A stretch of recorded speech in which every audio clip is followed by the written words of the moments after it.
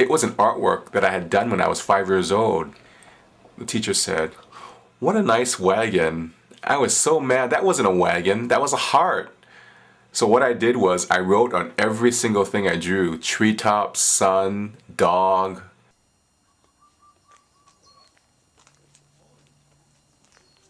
The gallon glass jar was in my late grandfather's room for the past 30 years. I wanted to use the jar for kombucha tea. I twisted the lid. It would not come off. The lid had rusted to the jar. For 3 consecutive days, I twisted the jar lid. And finally, on the 3rd day, the jar lid twisted off the jar. Just like my film career, through persistence and believing I could do something, I got things done. For the last 19 years, I've made about 70 films. About a dozen I've played in film festivals. Most of my Asian American filmmaking cohorts, when they made a film, their film would play in about 20 or 30 film festivals. A good Doug Ying film would play in 2 or 3 film festivals.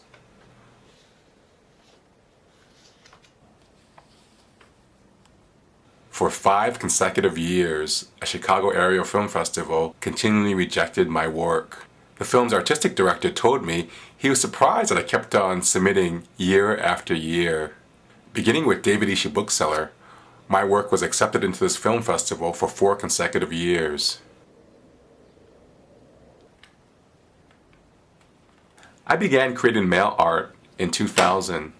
I would do it for my New Year's cards. I just did it for myself. I made a few of them.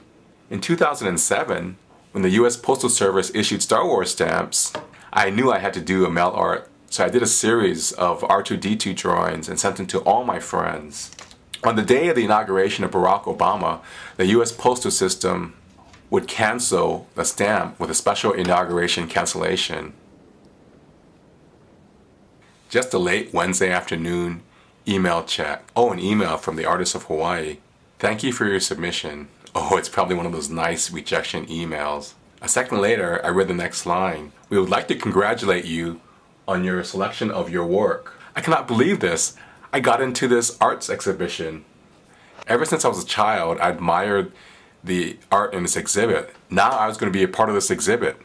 The Artists of Hawaii is the longest running juried art show in the United States. Immediately, I composed an email to my brothers. I told them of this good news. I wanted to share an email with the dean of my School of Communication. There are 2 more emails from the Artists of Hawaii. There are nice rejection ones, rejecting my collage of the mayor of Honolulu, Mufi Hanneman, and the second one rejected a close-up view of the work that they had just accepted. At least I was happy for a minute. My mind immediately flashed back to about 11 years ago when I was in graduate school. I received a phone call from a film festival letting me know that my film had been accepted into their festival and that they needed stills for their catalog. Not too long later, I got a phone call from the film festival, actually a message, letting me know that they had made a mistake and they didn't need any stills for my film. I emailed the Artists of Hawaii just to confirm that they had made a mistake in sending me an acceptance letter. About an hour later, I got an email back from them letting me know that no, they hadn't made a mistake, and yes, congratulations, my work was in the show.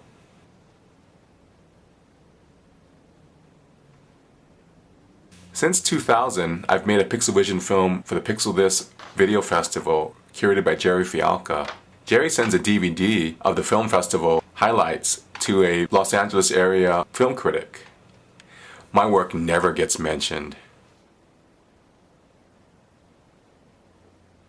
Sketch Crawl is an event where people 4 times a year on a specific Saturday draw together.